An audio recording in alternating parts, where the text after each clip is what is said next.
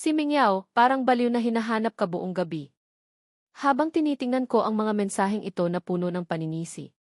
Malamig akong napangisi. Ang pagpatay ng cellphone at pagtulog ay pananakot na. Saka, sino ba sa kanila ang hindi nakakaalam na si Song Jingyan ang laman ng puso ni Han Mingyao?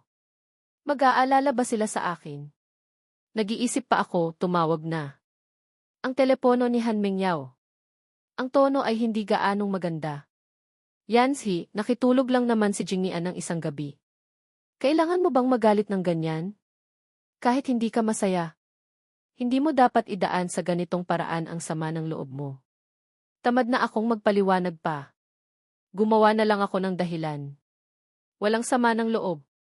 Nalobat lang ang cellphone kaya kusa itong namatay. Kung dati, malamang maniniwala na sa akin si Han Mingyao. Pero ngayon, hindi ko alam kung bakit. Bigla siyang nagduda. At nagtanong pabalik.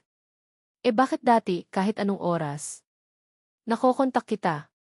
Pero kagabi lang namatay? Nang marinig ko ang kanyang tanong.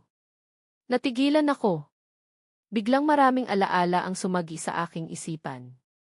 Isang gabi ilang taon na ang nakalipas. Biglang sumakit ang tiyan ni Han Mingyao. Nang tumawag ang sekretarya, nagkamali ng tawag at sa akin napunta. Nang marinig ko, agad akong bumangon para dalhan siya ng gamot. Noong nakaraang taon, nag-abroad siya para sa business trip. May 7 o 8 oras na time difference. Nakalimutan ni Han Mingyao ang oras dito sa amin. 3:00 o 4:00 ng madaling araw, tumawag siya para itanong ang tungkol sa isang dokumento. Pinigilan ko ang antok, bumangon, binuksan ang computer at tinulungan siyang hanapin ito. 3 buwan na ang nakalipas. Nagkaroon ako ng appendectomy. Pagkalabas ko pa lang sa operating room. Hindi pa nawawala ang epekto ng anesthesia. Dumating ang mensahe niya. Pero pinakiusapan ko pa rin ang nurse na dalhin sa akin ang cellphone. Isa-isang pangyayari. Lahat ay patunay ng sukdulan kong pagmamahal sa kanya. Sayang lang, kahit gaano karami ang ibigay ko, hindi niya nakikita. Nang maisip ko ito, ang tono ng boses ko ay hindi makontrol na nagkaroon ng bahid ng pang-uyam sa sarili. Natatakot lang ako na kapag kailangan mo ako, wala ako. Kahapon, siguro hindi mo ako kailangan. Nang marinig niya ang aking hindi malinaw na tono, bahagyang nayanig ang kalooban ni Han Mingyao. Sa loob ng 7 taon naming pagsasama, lagi akong sumusunod sa kanya. Napakamasunurin ko sa kanya. Hindi kami kailanman nag-away o nagkasigawan. Maraming bagay na ayaw niyang ipaliwanag. Hindi ko rin siya kailanman pinilit. Kahit minsan ay nagtatampo ako. Kaunting suyo lang niya, okay na ako. Sa araw-araw, mula sa pang-araw-araw na pamumuhay hanggang sa mga get-together at date, lalo ko siyang inaalagaan. Sa totoo lang, kailangang aminin ni Han Mingyao na ako ay halos perpektong boyfriend. Nang maalala niya ang kabutihan ko sa kanya noon, kusang lumambot ng kaunti ang tono ng kanyang boses. Alam ko, kanina sobrang nag-alala lang ako sa'yo. Kaya medyo masakit akong magsalita. Pasensya na, Yanzi. Nasaan ka na ngayon? Pupuntahan kita. Sa mga sandaling ito, ayoko siyang makita. Sinabi ko lang, wag na. At sumakay na ako ng taxi pa uwi. Pagdating ko sa bahay, sinabi sa akin ng kasambahay na kalalabas lang ni Han Mingyao. Hindi ko na kailangang hulaan. Malamang tinawag na naman siya ni Song Jingyan. Naaamoy ko ang naiwang pabango ng lalaki sa hangin. Hindi ko na tinanong kung saan siya pumunta. Nag-utos lang ako sa kasambahay na buksan ang mga bintana para mahanginan. Sa sumunod na kalahating buwan, hindi ko na nakita si Han Mingyao. Para bang nakalimutan ko na siya bilang girlfriend ko. Walang tawag, walang mensahe. Sa pamamagitan social media posts ni Song Jingyan, malinaw kong nalalaman ang kanyang mga galaw. Ngunit ayoko nang tanungin kung saan siya pumupunta. Ayoko na ring alamin kung ano talaga ang nasa isip niya. Para sa akin, bawat araw na lumilipas ngayon ay parang countdown na lang. Wala na akong ganang mag-aksaya pa ng kahit anong effort. Para sa isang taong tiyak na iiwanan ko na. Bisperas ng bagong taon, umuulan ng nyebe. Maganda ang mood ko. Buong gabi akong nanood ng pelikula sa harap ng floor-to-ceiling window. Madaling araw, umalingaw sa labas ang mga paputok. Medyo pagod na ako, humiga ako sa rocking chair at nag-scroll sa social media. Ang pinto ng kwarto na tahimik buong gabi. Biglang may narinig akong mga yabag. Sumandal ako sa upuan at umupo. At nakita ko si Han Mingyao na bumalik na sobrang lasing. Pasuray-suray siyang pumasok. Inihagis ang sangkaterbang supot na dala niya sa sofa. Pagkatapos ay isa-isang binuksan sa harap ko. Ito ang 2 scarf na kabibili ko lang. Ang lakas ng snow sa labas. Yanzi, nilalamig ka ba? Yanzi, ito ang Rolex na binili ko ilang araw na ang nakalipas. Regalo ko sa'yo para sa bagong taon. Tingnan mo, gusto mo ba? Habang nagsasalita, ang mga regalo sa kamay niya ay sunod-sunod niyang isinusuot sa akin. Naiinitan ako, tinanggal ko ang scarf at inihagis ito. Siya naman ay nagsimulang hawakan ang kamay ko at humingi ng tawad. Pasensya na. Masyado akong naging abala nitong mga nakaraang araw. Wala akong oras para umuwi at makita ka. Nagalit ka na naman ba sa akin? At noong nakaraan, hindi ko dapat inindihan ka. Yanzi, patawarin mo na ako, please. Magiging maayos na tayo pagkatapos nito. Habang sinasabi ito, lumapit pa si Han Mingyao at akmang hahalikan ako. Hindi ko matiis ang amoy ng alak sa kanya.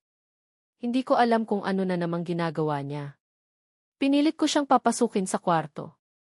Nang makatulog na siya, inayos ko ang mga nagkalat na supot sa sala. Pagkatapos ay kinuha ko ang cellphone ko.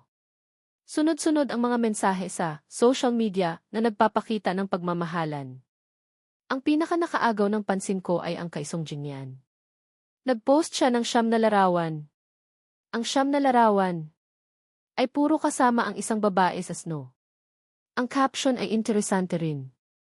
Sa unang snow, nakilala ko ang bago, tama at gustong tao. Nang makita ko ito, lahat ng aking pagdududa ay nasagot na. Kaya pala biglang umuwi si Han Mingyao na sobrang lasing. At kusang nagpakabait sa akin. Yun pala, ang taong gusto niya ay may bago na namang karelasyon. Kung hindi nga naman ganito, paano niya maaalala ang luma niyang ako? May bahid ng pang-iinis sa aking mga mata. Tinaas ko ang kamay, tinanggal ang relo sa aking pulso at inihagis ito sa mesa. Sa sumunod na mga araw, si Han Mingyao ay parang nagbago. Hindi na siya umaalis, laging nasa bahay lang at sinasabing sasamahan ako. Masama ang pakiramdam ng tiyan ko. Masunurin siyang nanatili sa tabi ko at nagluto ng lugaw para sa akin. Nang tumingin ako ng matagal sa isang travel advertisement, nagsimula na siyang magplano na samahan akong maglakbay pagkatapos ng bagong taon. Nasaktan lang ang puso niya. This time, mas masakit pa kaysa dati ang pagdadala niya sa akin. Pero hindi na ako madadala pa sa kanya. Tahimik ko siyang pinagmamasdan. Ginagampanan ang papel ng isang kwalipikadong girlfriend. Pinagmamasdan ko siyang nag-aabala para sa ilang salita ko. Wala akong nararamdamang konsensya. Sa huling sandali, ang lahat ng ginawa niya ay ituring na lang na bayad sa mga nakaraan. Habang iniisip ko ito, lalo akong nawala ng bigat sa dibdib. Pagkatapos pagtigil ng snow, nagpadala si Himu, maaaring pangalan, ng ilang estilo ng suit. Tinanong niya kung alin ang gusto ko. Hawak ko ang cellphone, isa-isang tiningnan at pinalaki ang mga larawan. Pinagmamasdan ang mga detalye ng damit. Marahil dahil masyado akong nakatutok. Nang dahan-dahang lumapit si Han Mingyao sa tabi ko. Hindi ko man lang namalayan. Hanggang sa kinuha niya ang cellphone ko. Saka lang ako lumingon. At nakita ko ang kanyang mukhang biglang dumilim. Damit ng groom. Bakit ka tumitingin sa damit ng groom? Hindi ako kumurap at nagsimulang magalit. Hindi ba't sinabi ko na sa'yo noon? May kaibigan akong malapit ng ikasal. Nagkaproblema ang damit niya sa kasal. Naghahanap siya ng bago ngayon. Pinapatulong niya akong pumili. Nang makita niyang walang kakaiba sa ekspresyon ko, dahan-dahang nawala ang pagdududa ni Han Mingyao, ibinalik niya sa akin ang cellphone. At nagtanong, nakalimutan ko na kung anong petsa ang kasal. Sasamahan kita, ha? Nang makita ko ang kanyang seryosong ekspresyon, Isang napakakakaibang ekspresyon ang lumitaw sa aking mukha. Enero 19. Sigurado ka bang pupunta ka? Nang marinig niya ang petsang iyon, bahagyang natigilan si Han Mingyao. Tinitigan ko siya ng diretsyo. Matyaga kong hinintay ang kanyang sagot. Pagkatapos ng mahabang katahimikan, pilit siyang umiti para sagutin. Tingnan natin. Baka sa mga susunod na araw magsisimula na akong maghanda para umalis. Mula nang magtanong ako noon, nalugmok na naman si Han Mingyao sa kalungkutan. Buong araw siyang parang nananaginip at maraming iniisip. Dahil sa pagkukunwaring kasal. Hindi ko na rin siya pinilit. Sa harap niya, nagsimula na akong mag-impake ng mga gamit ko. Mula nang lumipat ako sa apartment na ito na malapit sa ilog pagkatapos ng graduation. 6 na taon na ang nakalipas. Ang mga gamit ko ay punong-puno na sa kwarto. Pinili ko lang ang mga gamit na binili ko at inilagay sa maleta. Bukod doon, wala na akong ibang dinala. Pagbalik ko sa Jingbei, teritoryo ko na iyon. Kung may kulang, bibili na lang ulit. Ang ilang gamit ay iiwan ko na lang dito. Paminsan-minsan, dadaan si Han Mingyao at titingnan ang mga maleta ko. Nang makita niya ang laman nito, hindi na siya nagtanong pa. Alam ko. Ang buong isip niya ngayon ay nakatuon sa pag-asang bibigyan siya ni Song Jingnian ng imbitasyon sa birthday party. Hindi niya napapansin na palihim na akong nagtatapon ng maraming personal na gamit. Basta ang mga dati naming mga couple items na itinuturing kong kayamanan ay nakalagay pa rin. Hindi niya kailanman pagdududahan na sa pag-alis kong ito. Hindi na ako babalik pa. Dahil sa kanyang paningin. Ang pagmamahal ko sa kanya ay umabot na sa puntong kaya kong ibigay ang buhay ko para sa kanya. Paano niya kusang pagdududahan na talagang aalis na ako? Dahil sa saloobing decluttering. Napakagaan ng aking pag-iimpake. Enero 18. Makulimlim ang panahon. Parang ulan. Maagang gumising si Han Mingyao, nakaupo sa sofa. Laging nakatitig sa cellphone. Medyo huli akong gumising. Nakaupo sa hapagkainan at kumakain ng almusal. Tiningnan ng kasambahay ang langit at nagtanong, Jingbei. Parang ulan. Gusto niyo po bang maagang umalis papuntang airport? Tumingala si Han Mingyao. At walang kamalay-malay na nagtanong, pupunta sa airport. Para saan? Bukas pupunta ako sa kasal. Sabi mo noon pag-iisipan mo. Naisip mo na ba ngayon? Kaswal kong ipinaliwanag. Tahimik na pinagmamasdan si Han Mingyao. Nanahimik siya ng ilang segundo. At sa wakas ay sinabing, masyadong malayo, hindi na ako pupunta. Ihahatid na lang kita sa airport. Sa sagot na iyon, hindi ako nagulat. Kinain ko ang huling piraso ng toast. Pinunasan ang kamay. Pagkatapos ay bumalik sa kwarto at kinuha ang mga bagahe. Kakakabit pa lang ni Han Mingyao ng seatbelt.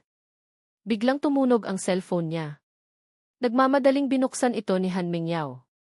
Sa sumunod na segundo, ang kanyang karaniwang malamig na mga mata ay nagpakita ng kagalakang hindi na maitatago. Inilapag niya ang cellphone. Diretsyong tinanggal ang seatbelt. At binuksan ang pinto ng kotse. Pagkababa niya ng sasakyan, saka lang niya napagtanto kung ano ang gagawin niya. Mabilis siyang yumuko at nagpaliwanag sa akin, Yancy. Biglang may kailangan sa kumpanya, kailangan ko munang asikasuhin. Ipapadala ko na lang ang driver para ihatid ka sa airport, okay? Sa dami ng taon naming magkasama. Mula sa kanyang mga matang hindi mapakali. Madali kong masasabi na nagsisinungaling siya. Hindi ko siya binuking, bahagya lang akong tumango. Habang hinihintay ko ang driver, binuksan ko ang social media. At nga, nakita ko ang ibinahaging larawan ni Song Jingnian mula sa kanyang birthday party.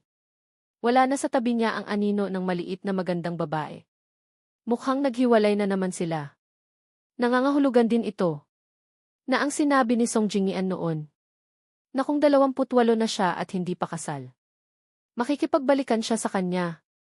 May pag-asa na naman siya. Kaya pala sobrang saya niya. Nang dumating ang driver, si Han Mingyao ay nakasuot na rin ng puting evening gown. Masigla. Siyang sumakay sa sports car sa tabi. Ibinaba niya ang bintana ng kotse at kumaway sa akin. Tinanong kung kailan ako babalik. Sa pag-alis kong ito, hindi na ako babalik pa. Umiti ako at hindi siya sinagot. Kumaway lang ako. Mabuti na lang at hindi rin pinansin ni Han Mingyao. Mabilis siyang umalis sakay ng sports car. Nakaupo ako sa passenger seat. Pinagmamasdan ang sports car na iyon na nawala sa paningin. Saka ko lang mahinang sinabi sa driver, tara na. Nagsimulang umambon. Nabasa ang bintana ng kotse. Naging malabo ang salamin. Hindi na makita ang paligid. Ayoko na ring tumingin pa. Ipinikit ko ang aking mga mata. At tahimik na sinabi sa aking puso, paalam. Hindi na tayo magkikita pa. Bago sumakay ng eroplano, nakatanggap ako ng tawag mula sa aking ama. Yanzi, anong oras ka darating? Papuntahin ko ang driver para sunduin ka. Gusto ko ring umuwi agad. Kaya hindi ako tumanggi. Hindi ako nakatulog ng maayos kagabi. Pagkasakay ko pa lang ng eroplano, medyo inaantok na ako. Naktulog ako sa mahigit 2 oras na bayahe. Paglapag sa Jingwei, nagsuot ako ng sombrero at salamin. Pagkalabas ko pa lang ng arrival gate, may humarang sa akin. NP. Yanzi. Nang marinig ko ang malinaw na boses na iyon, inaantok pa akong bahagyang tumango. Pinapunta ako ni Tito Pei para sunduin ka. Napapikit ako at tiningnan siya. Naisip ko na siya siguro ang driver. Pero bakit isang magandang babae? Pagkasakay ko ng kotse, sumandal ako sa bintana at umidlip ulit. Nang magising ako, nakita ko ang estrangherong villa sa labas ng bintana. May halong pagdududa sa tono ko, nasaan to? Hindi yata to bahay namin? Nang makita niya ang reaksyon ko, bahagyang umiti ang magandang babae. Hindi pa ngayon. Pero bukas, na. Sakto, ito ang bridal house. Bridal house? Saka ko lang napagtanto na bukas na pala ang kasal ko.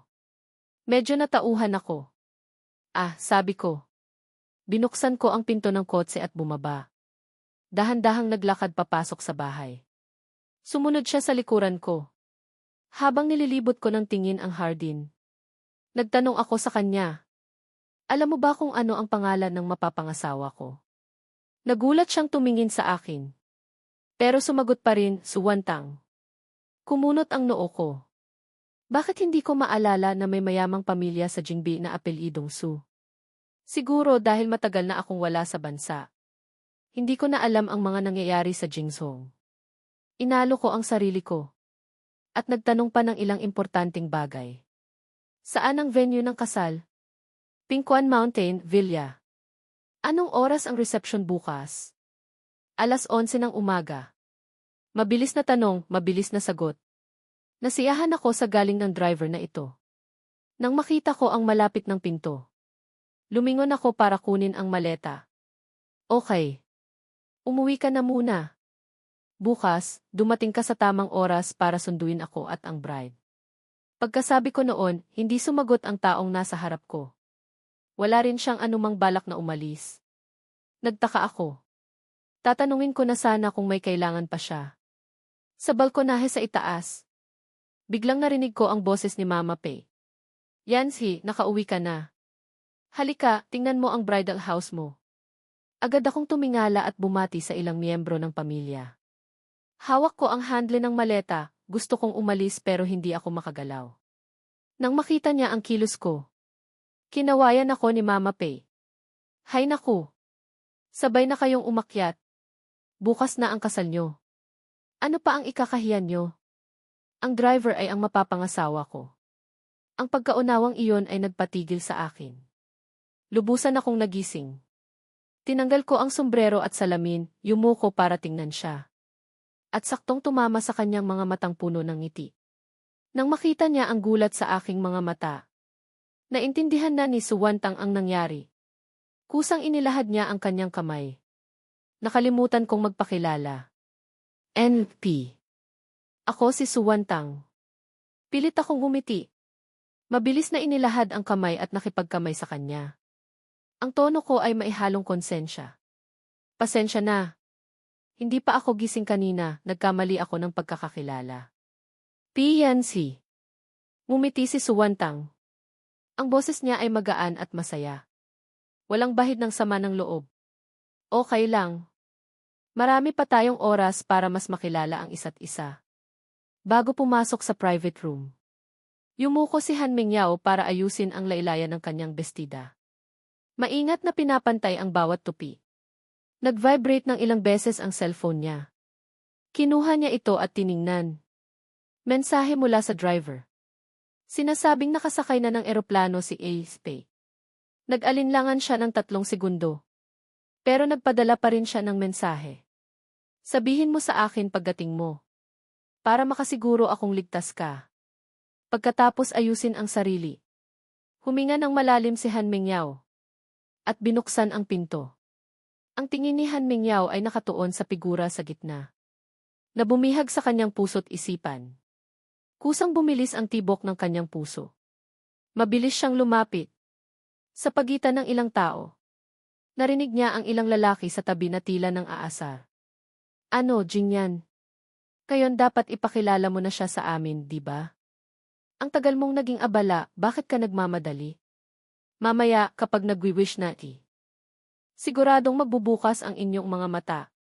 Pag-alala sa nangyari sa kanyang sariling birthday party 1 buwan na ang nakalipas. Biglang sumilay ang pag-asa sa mga mata ni Han Mingyao.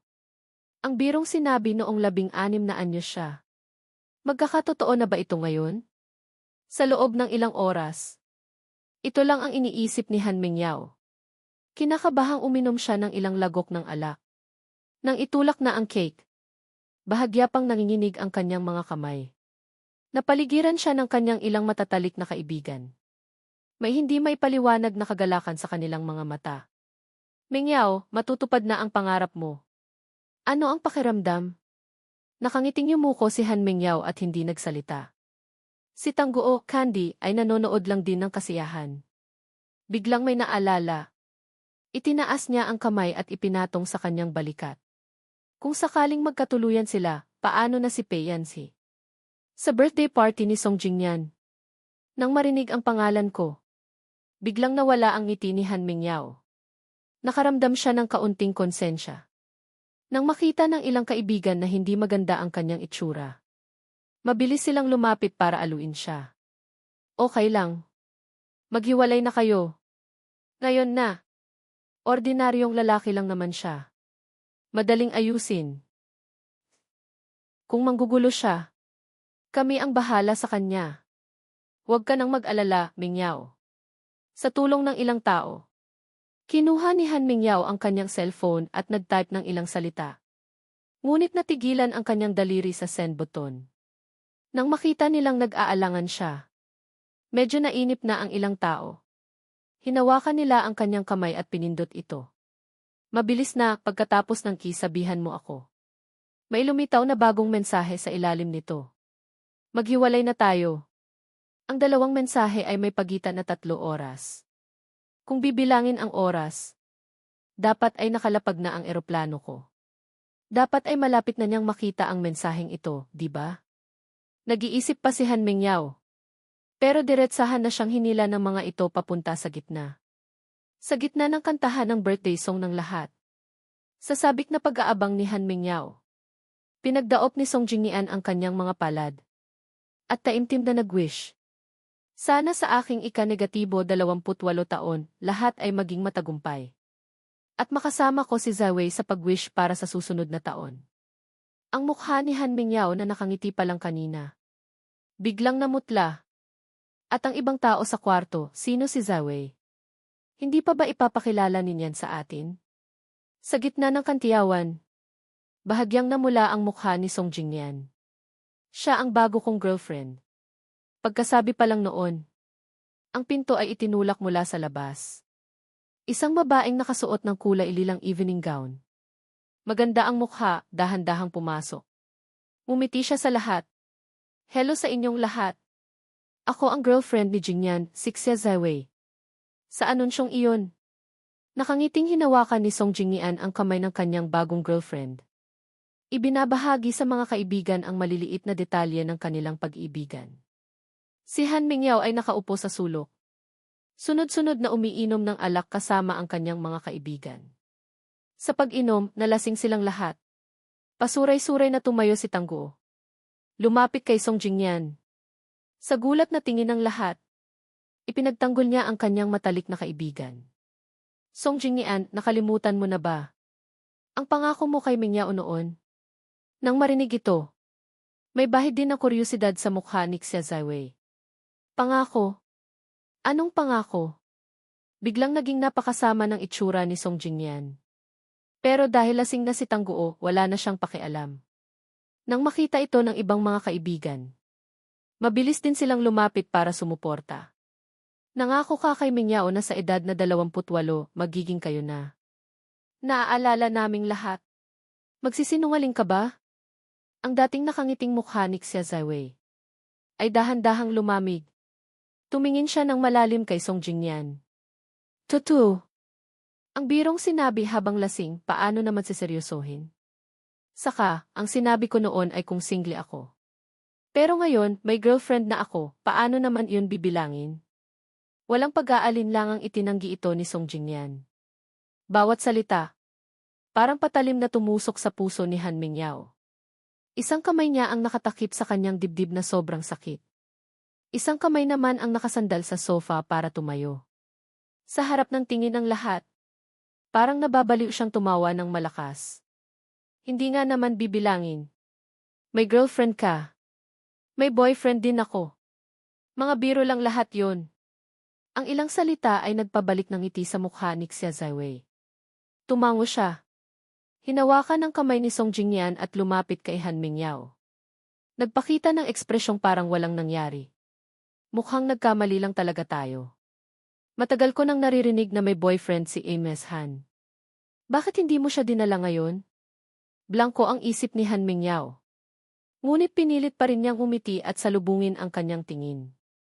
Umuwi siya para dumalo sa kasal. Wala siyang oras. Nang marinig ito, tumango si Xia Zaiwei na parang naintindihan. Samantala, si Song Jingyan sa tabi ay mabilis na kumislap ang mga mata sa pagkainis. Ang tono niya ay puno ng kawalan ng tiwala. Boyfriend? Sino? Ang tagal ko nang umuwi, bakit hindi ko narinig na binanggit mo siya? Nang makita niya ang mukhang iyon, hindi na makapagsalita si Han Mingyao. Mabilis na lumapit si Tangguo para tulungan siya. Tumingin siya ng masama kay Song Jingyan. Ang tono niya ay maihalong pang-uyam. Si Pei Yanzi ang boyfriend ni Mingyao. Siya yung pinakagwapong lalaki sa birthday party niya. Siya. Si Song Jingyan. Nang maalala ang gabing iyon, nakangiti kong sinabi na ordinaryong kaibigan lang ako. Pakiramdam niya ay may mali. Walang kamalay-malay na nagtanong siya pabalik. Pero noong araw na iyon, pareho nilang sinabi na ordinaryong kaibigan lang sila. Nag-aaway lang ang magkasintahan, nagtatampo. Song Jingyan, ang dami mo nang naging karelasyon, hindi mo pa rin ba ito naiintindihan? Isang pangungusap ang nagpamula at nagpaputi sa mukha ni Song Jingyan. Tumingala siya at sinulyapan si Tangguo. Hindi niya malunok ang galit na ito. Dahil marami na akong nakita. Kaya naisip kong magtanong pa ng kaunti. Dahil sinasabi ninyong boyfriend siya. Bakit hindi ko siya tawagan para magtanong? Sakto, para makilala ko ang bagong bayaw ko. Ang mukha ni Han Mingyao at ng kanyang mga kaibigan ay biglang dumilim. Sabay-sabay nilang naalala ang mensahe ng pakikipaghiwalay kanina. Sa pagtingin pa lang sa kanilang mga mukha, mukhang sigurado na si Song Jingyan. Diretsong kinuha niya ang kanyang cellphone, hinanap ang WeChat ko, at tumawag ng voice call. Alam ng ilang babae na mabubuko na. Gusto nilang agawin ang telepono. Ngunit si Xia Zaiwei ay napaka-protective. Diretsong humarang siya sa harap nila. Hindi na nagdalawang isip si Song Jingyan. Diretsong inilagay niya ang volume sa pinakamalakas at binuksan ang speakerphone sa harap ng lahat. Biglang tumahimik ang kwarto. Tanging ang tunog lang ng kampanilya ang maririnig. Ang mga kamay ni Han Mingyao ay nakatago sa kanyang manggas. Mahigpit na nakakuyom. Tahimik siyang nagdarasal sa kanyang puso. Nagdarasal na huwag kong sagutin ang tawag. Nagdarasal na hindi ko pa nakikita ang mensaheng iyon. Sa loob ng 1 minutong tunog ng ring, Pakiramdam ni Han Mingyao ay lalabas na ang puso niya sa kanyang dibdib. Nang malapit nang matapos ang otomatikong tawag. Nang medyo nawawalan na ng gana ang lahat. Sinagot ang tawag. Mula sa speakerphone, narinig ang aking malumanay. At medyo nagulat na boses. Envy Song, may kailangan po ba kayo? Mabilis na namutla ang mukha ni Han Mingyao. Kabaligtaran naman ito. Ang hindi malinaw na ekspresyon sa mukha ni Song Jingyan. Wala naman. Birthday ko lang kasi ngayon. Narinig ko na boyfriend ka ni Mingyao. Gusto sana kitang imbitahan na makisaya. Saglit na katahimikan sa telepono. Si Han Mingyao ay sobrang kinakabahan na halos hindi na makahinga. Pasensya na. Nasa Jingbei ako ngayon. Baka hindi ako makapunta. Nang marinig niyang normal pa rin ang tono ko. Hula ni Han Mingyao. Na hindi ko pa siguro nakikita ang mensaheng iyon. Bahagyang gumaan ang kanyang loob. Ngunit hindi pa doon natapos ang sinabi ko. May malalim na kahulugan akong idinagdag, nga pala. Naghiwalay na kami ni Han Mingyao. Envy Song, wag po kayong magkamali. Naghiwalay na?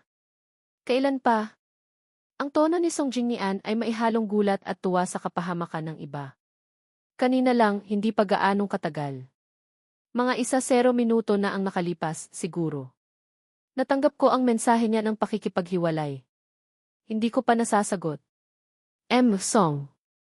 Pakisabi na lang po sa kanya. Pumapayag ako. Lahat na nakapaligid na nanonood ng eksena ay nagpakita ng ekspresyong gustong tumawa pero hindi magawa. Lalo na si Song Jingyan. May ngiti siyang nakapaskil sa labi. Malamig na sinulyapan ang mga babaeng ito na sadyang nanggugulo. Mahina ang boses, sige. Ipapaabot ko. Pasensya na sa abala, Jinfei. Salamat po. Maligayang ika-negatibo 28 kaarawan sayo. At sana'y magkatuluyan ang mga nagmamahalan. Hindi ko alam kung sinadya o hindi. Nang magbigay ako ng pagbati. Ang mga salitang ki-ika-negatibo 28 taon ay binigkas ko ng may diin. Ipinapahiwatig sa lahat. Na alam ko na ang nasa loob ng kwento. Ngunit walang sinuman sa eksena ang nangahas na magtanong. Tanging napapanood na lang nila na ibinaba ang tawag. Dahil sa gulong ito, biglang bumagsak sa pinakamababang punto ang atmosphere sa kwarto. Nanahimik sila ng mga 5 o 6 na minuto. Sa huli, si Xia Zawei pa rin ang namagitan. Nag-alok siya ng isang baso ng alak kay Han Mingyao. At dahan-dahan niyang tinapos ang usapan. Pagkatapos ibuhos ang huling patak ng alak sa kanyang bibig. Malakas na ibinagsak ni Han Mingyao ang baso. At umalis sa birthday party kasama ang kanyang ilang kaibigan. Bago lumabas ng pinto, parang narinig niya si Xia Zawei na nagtanong ng ilang bagay. Ilang taon na? Itong si Pei, taga Jingbei ba siya? Narinig ko, parang. Bakit? Wala naman. Ang apelidong Pei sa Jingbei, medyo pamilyar. Baka nag-iisip lang ako ng sobra. Paglabas, sunod-sunod na lumapit ang ilang kaibigan. Hinila si Han Mingyao at nagbukas ng isa pang private room. Sabay-sabay silang nag-comfort. Okay lang. Mingyao, mabuti na rin sigurong hindi ka magpakasal sa lalaking tulad ni Song Jingyan. Kung sa dami ng naging ex niya sa loob ng 7 taon. Aabot ng 10 lamesa ang handaan. Ang ganitong klaseng playboy. Kung papakasalan mo, baka magkaproblema pa. Mas mabuti pang manatili ka na lang kay Yancy. Saan ba hindi mas magaling si Yancy kaysa kay Song Jingyan? Siguradong nagalit lang siya kanina, kaya nasabi niya iyon. Mingyao, umuwi ka na at suyuin mo siya. Magpaliwanag ka ng mabuti. Mahal na mahal ka nun, siguradong maiintindihan ka niya. Dahil sa tulong nila sa pagbibigay ng lakas ng loob. Bahagyang kumalma ang nalulungkot na kalooban ni Han Mingyao.